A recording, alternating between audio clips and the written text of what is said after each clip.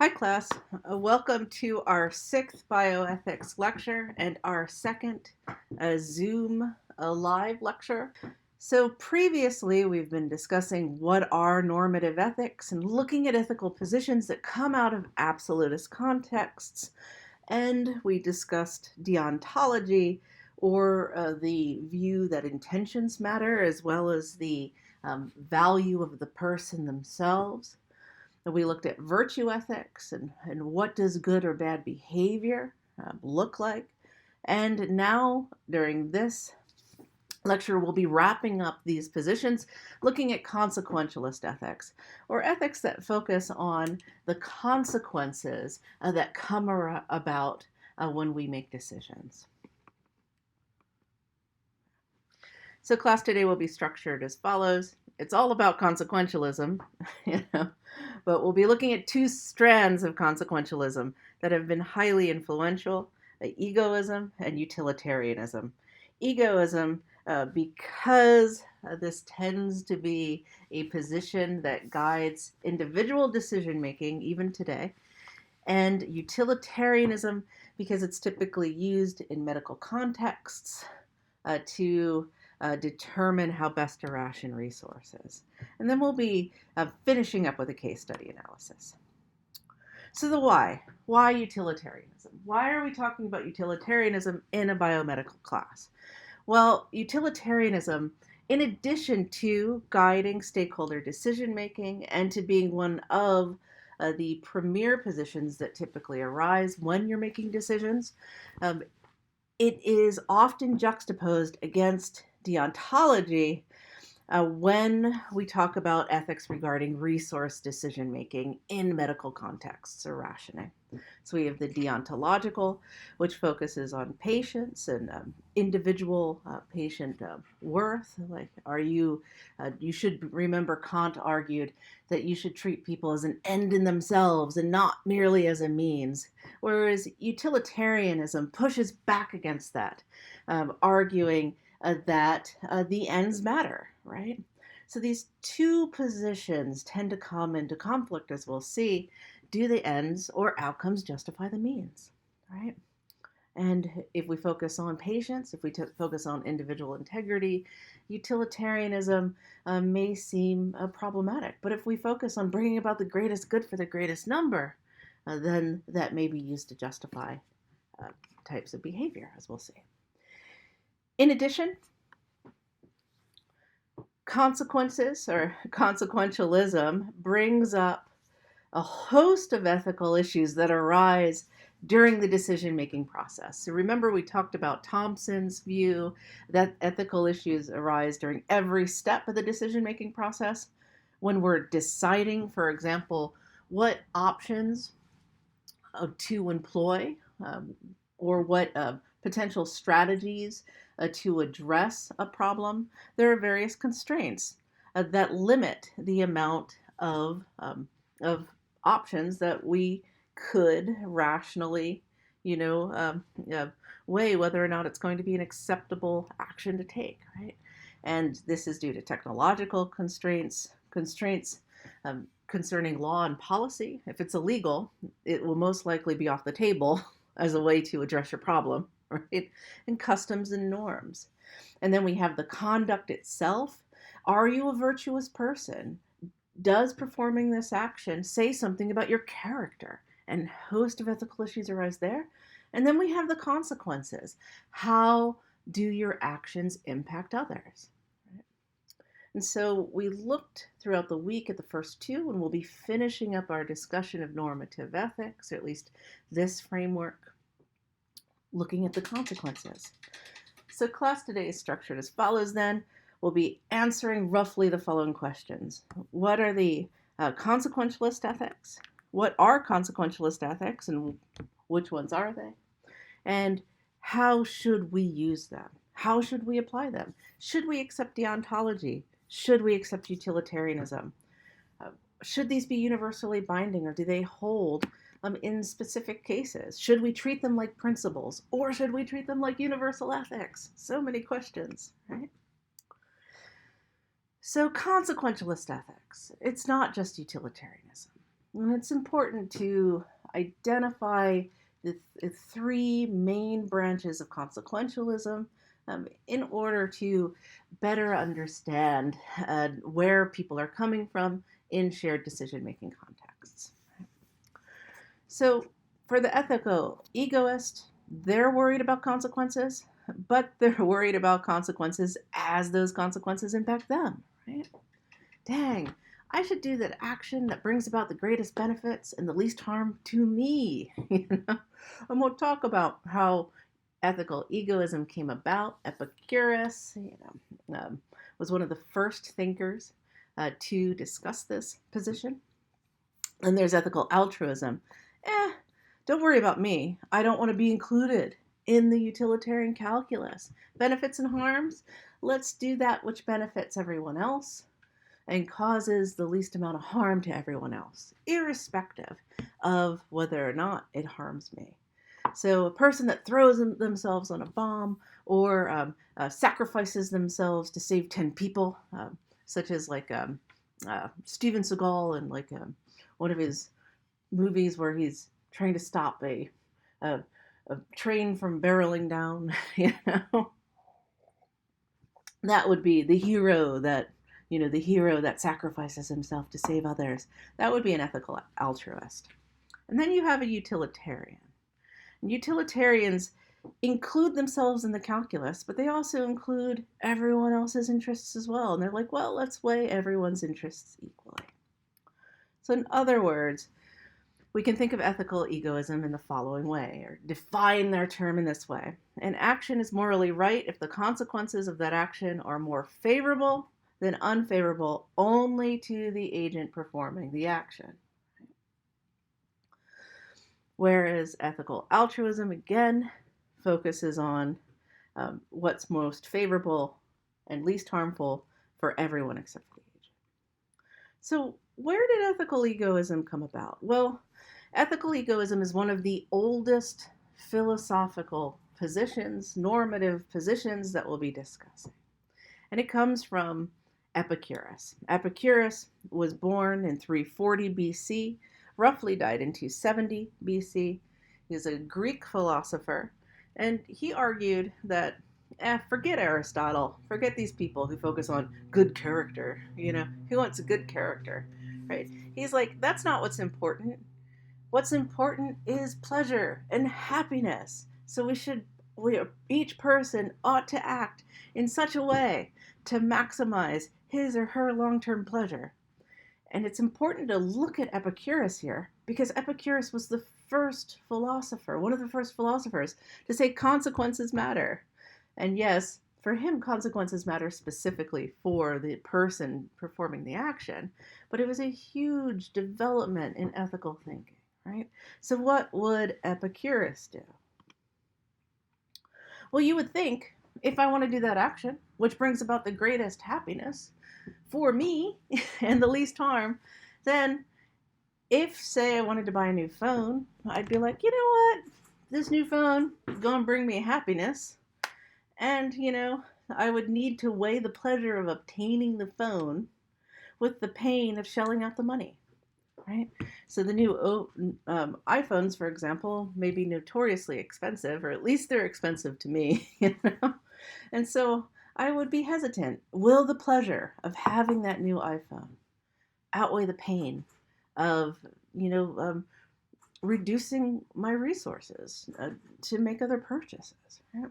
And if the pleasure outweighed the pain in this situation, then you would think that an ethical egoist would say yes. But Epicurus was like, no.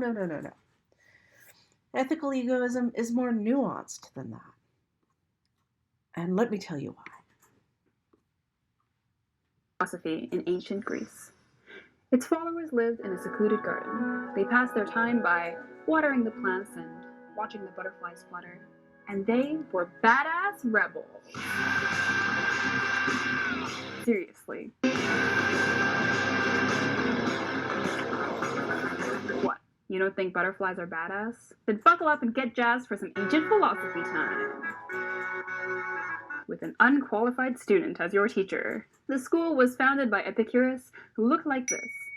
Okay, he looks a little grouchy, but hey, if you thought school photos were bad, imagine standing there for a whole month while a sculptor says, Epicurus, tilt your head a little to the left. A little more. Yeah, okay, keep it there. You would look grouchy too. So, anyways, ignoring his seemingly grouchy sculpture, Epicurus, like all the other Hellenistic schools, just wanted to be happy. And he thought that the way to be happy was to pursue pleasure, that pleasure is the goal of life. But don't get me wrong, he wasn't thinking of like crazy rich, eat beluga caviar on your mansion boat pleasure. Just simple pleasures, like bread and water. At most, maybe a blanket, if it's cold outside.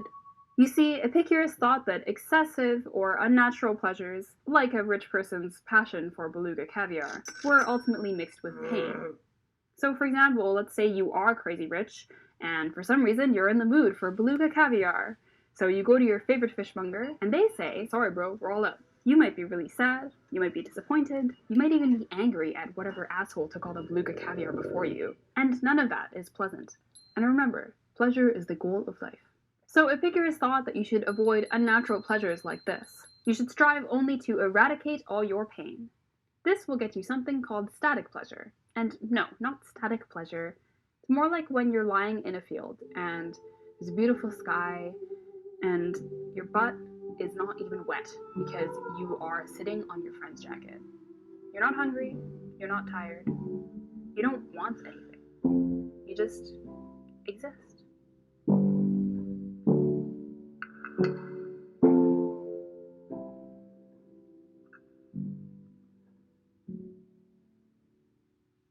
Sounds pretty sweet, right? But is it enough to be life goals? It's debatable. It is pretty different from how we think about our lives today. You might even call it radically different. But maybe you're not convinced yet. So let's take Hollywood movies as an example of how we think about our lives today. Basically, a protagonist wants something desperately, but they can't get it.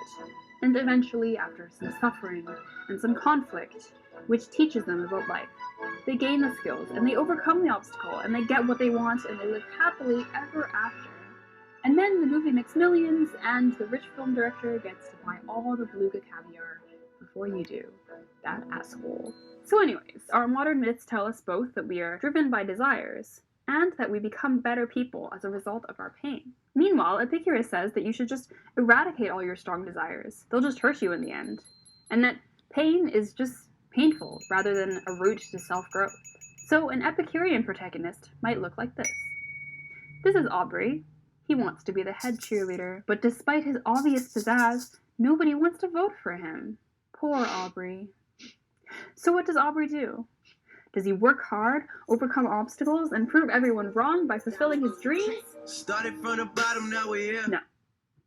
Because Aubrey is an Epicurean, he says, I don't need anything more than bread and water to be happy. And he does nothing. At all. Maybe he'll plant a garden. He might, watch some butterflies, but he will not bother trying to be head cheerleader. And what kind of a hero is that? Well, that kind of hero is a true rebel. He rejected the basic premise that he even needed to suffer, or that he needed to fulfill his desires to be happy. Instead, he was just happy. And sure, a person like this might not make for the most interesting of film characters, but movies aren't ordinary. They're filled with dragons and superheroes and attractive people, all of which do not exist in real life. Epicureanism is not meant for the movies. It's meant for ordinary people. Not just people who get upset over beluga caviar, but also for people who get upset when you drop your phone, or when the cafe line is too long, or when you don't know the Wi-Fi password. So maybe we need to be a little more rebellious and just be happy. Maybe we can just go water some plants and watch some butterflies. Like the true badasses of ancient Greece. So as you can see, this video is, I think it's a quite amusing and interesting take on Epicureanism and egoism more generally. And as you can see from this video, long-term pleasure should be outweighed over short-term pleasure, and this radically changes how you approach egoism. So from this position, then your short-term pleasure will not be as important as that long-term pleasure. And so the phone, would you purchase a new iPhone? Well, most likely not in this situation, because then you would want another phone if that phone, say, was outdated or whatnot, and you might not get the other phone, and then, like, or you might drop the phone. And I've done that on campus where my entire screen was smashed when I was just trying to listen to some music, walk into class, right? Bam! And the pain and being upset at the fact that my phone is broken, that would not be worth it, right? So, for at least a classical egoist, um, you know, um, weighing the pleasures and pains as they individually impact you leads to a more stoic lifestyle. Okay. Now, is egoism a philosophical school? Can it be applied universally? Well, just very quickly, there are two types of egoism. There is psychological egoism, which is the idea that a human being is psychologically incapable of doing anything that does not promote your self interest. And there's ethical egoism, or the idea that each person ought to serve his or her own self interest. And bioethicists argue that there are problems with both of these approaches. Now, first, concerning psychological egoism, it's impossibly to scientifically prove, because you could pretty much argue that people make decisions because intentions are subjective states. And, it's hard to determine why someone actually did what they did, right? Unless you get in their head, which is thus far scientifically impossible. And ethical egoism is problematic because it can't address conflicting claims. Let's say so and so wants the beluga caviar and another person wants the beluga caviar. If we're ethical egoists, or to sit in the garden, you know, if we're ethical egoists, then both have an equal claim to garden sitting or beluga caviar. So it doesn't provide us with the ability to weigh competing claims. However, just to note, this does not mean that people that you encounter will not follow a general ethical egoist perspective. I'm sure we all have met people who do that thing which brings about the greatest benefit for them, irrespective of the harms to others, right? So this is an important ethical theory to look at when we're talking about shared decision making. So fast forward. Consequentialism, it's down on the rocks, right? Boom, boom, boom, boom. It's like it's on the ropes, or on the rocks if we're a ship, right? Jeremy Bentham was like, we do need a new ethical theory for our age. The other ethical theories, Aristotelian ethics, etc., they're not doing the job, right? What about consequentialism? Epicurus was onto something. Yes, let's weigh the benefits and harms of our actions. This is ethically important. So Bentham took Epicureanism, took this basic idea of consequentialism, and decided to expand it to include more than just individuals. And he's like, guess what, guys? An action is right if it produces the greatest happiness for the greatest number, right? It's not about individual happiness here. It's about ensuring that societies flourish. So he took it from an individual focused ethic and he expanded it to include societies. So he argues that the best ethical position that we should hold is utilitarianism. And it's utilitarianism because it revolves around applying what's called the principle of utility. So Bentham argues, yes, happiness is important, but it's happiness of everyone. So what we should do is we should weigh the benefits and harms, and in this case for Bentham, benefits clearly means happiness, right? And do that which brings about the greatest happiness for the greatest number. Yeah? And when we're determining or weighing what brings about the greatest happiness for the greatest number, we should take certain circumstances into account to evaluate, to determine the value of pleasure or pain. We should look at the intensity. Is it a lot of pleasure? Is it a little pleasure? Because that will determine whether or not it's more valuable, less valuable. The duration. How long is this? Is it 5 seconds, 50 seconds? 5 years, right? The uncertainty or uncertainty, is it definitely going to occur, or is there only a 70% chance of showers, tomorrow or whatever? 70% chance of something occurring. Is it close to you or far away from you? Its fecundity, the chance that it will be followed. Is it a one-off? Like those wonderful movies where it's only one, and you're like, oh, there should totally be a trilogy, right?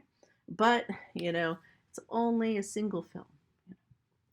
And the extent, how many people are affected?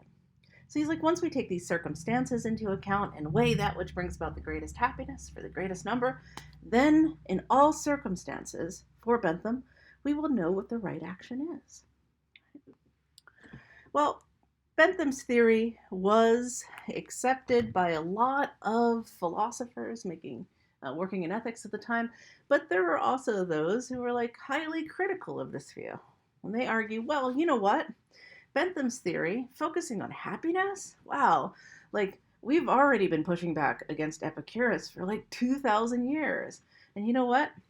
Bentham's theory can be used to justify immoral behavior. So we really shouldn't accept this as a viable ethical position. Well, one of Bentham's colleagues, John Stuart Mill, a younger gentleman of the time, Mill argued that, whoa. We shouldn't just throw out consequentialism and this idea that we should focus on happiness. Principle of utility, it's all good stuff, right? Mill argues that, all we need to do is tweak Bentham's theory and it will, do the work that we need it to do. So rather than looking at fecundity and, duration and whatnot of happiness, we should also assess pleasure based on the quality of the pleasure and not purely on the quantity, right? Because the idea that it would bring about moral behavior, the argument goes that, well, if we're just focusing on bringing about happiness to the greatest number, then that could be used to justify building more bars and, houses of ill houses of ill reputation, so to speak, things that are built on increasing bodily pleasures, but that aren't necessarily viewed favorably, from an ethical position, And so Mill was like, that's not necessarily the case. If we look at pleasure and weigh them based on quality, then we can protect the theory from being used to justify immoral behavior. So he's like, listen, all we need to do is look at quality. So these lower pleasures, we need to separate the different types of pleasures. There are lower pleasures based on food, drink, etc. And there are these higher pleasures, intellectual pleasures, refined taste, pursuit of the moral life. And we should weigh the higher pleasures more heavily in the calculus than the lower pleasures, right? And bam, we've taken care of the issue with utilitarianism. So what's the problem with this, do you think? And what's the problem with how pleasures and pains are subjectively weighed here? That's something that I would love for you to discuss in the discussion forums. All right. So there are several current critiques of utilitarianism that I want to quickly go over. Well, there's the criticism that if we apply the principle of utility and look at that which brings about the greatest good for the greatest number, well, that's a majority opinion, right? Because it benefits the majority, while potentially sacrificing small groups. In addition, it completely ignores the idea that we have special responsibilities to groups, to individuals. So for example, in professional ethics, we have special responsibilities to our patients, right? And utilitarianism doesn't recognize this type of duty. And then there's the issue of justice, right? Do the ends justify the means, right? Is it acceptable to sacrifice a few to benefit many in this situation? Because it could be used to argue that if 8 people are going to be helped and 2 people are not going to be helped, then you know what? This is the right action to do. We should do that which brings about the greatest good for the greatest number. But that means that this could be used to justify unethical behavior. In addition, I do want to note that there are 2 types of utilitarianism. There's act utilitarianism and rule utilitarianism. Just as a side note, because you've probably come upon this in the reading, act utilitarianism is the idea that an action becomes morally right when it produces the greatest good for a greatest number, whereas rule utilitarians are like, wow, to calculate every single time I want to make a decision, to calculate the benefits and harms, that's a lot of work. I mean, I'm never going to make a decision. I'm going to be sitting there in the grocery store, like sitting there calculating benefits and harms, and I'm never going to get through the cash register. So let's do this beforehand. Let's calculate the benefits and harms of general actions and create rules that we could then follow in a rough and ready way. So looking at or applying the principle of utility to every single act versus applying the principle of utility more abstractly to create rules. Now the survival lottery asks us to tarry with the question of whether or not we should sacrifice one person to save many lives. And I'll post this video online as well. So today we went over the 2 types of consequentialism in detail, or the 2 most prominent types, egoism and utilitarianism. We placed it in historical context. We touched on altruism because it is a consequentialist ethic. And hopefully then moving forward, we'll be able to apply utilitarianism to a wide range of medical issues and also identify when utilitarianism and other consequentialist ethics are used or adopted by stakeholders as we're making decisions together. So thank you guys very much. If you have any questions or concerns, please let me know.